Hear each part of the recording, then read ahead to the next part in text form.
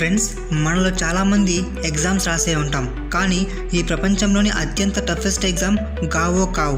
ఇది చైనాలో జరుగుతుంది. స్టూడెంట్స్ యూనివర్సిటీ అడ్మిషన్స్ కోసం ఈ ఎగ్జామ్ని రాస్తారు. ప్రతి సంవత్సరం దాదాపు 1.3 కోట్ల మంది పైగా విద్యార్థులు ఈ పరీక్షను రాస్తారు. ఈ ఎగ్జామ్ని ఎవరైనా లీక్ చేస్తే 7 సంవత్సరాలు జైలు శిక్ష పడుతుంది. ఈ ఎగ్జామ్ పేపర్స్ని GPS ట్రాకర్ ఉన్న బాక్సుల్లో స్వాట్ పోలీసుల రక్షణతో ఎగ్జామ్ సెంటర్కు చేరవేస్తారు.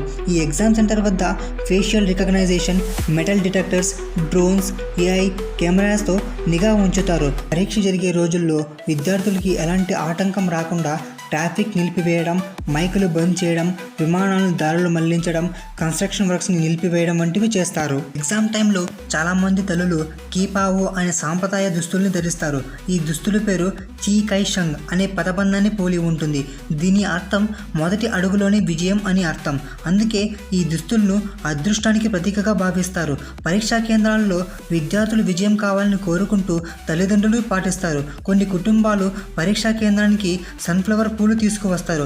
చైనీస్ సంస్కృతిలో విజయం, మంచి ఫలితాలకు, లక్ష్య సాధనకు శుభంగా భావిస్తారు. ఈ వీడియో ఇన్ఫర్మేటివ్ అయితే మన ఛానల్కి లైక్ చేసి సబ్స్క్రైబ్ చేయండి ఫ్రెండ్స్.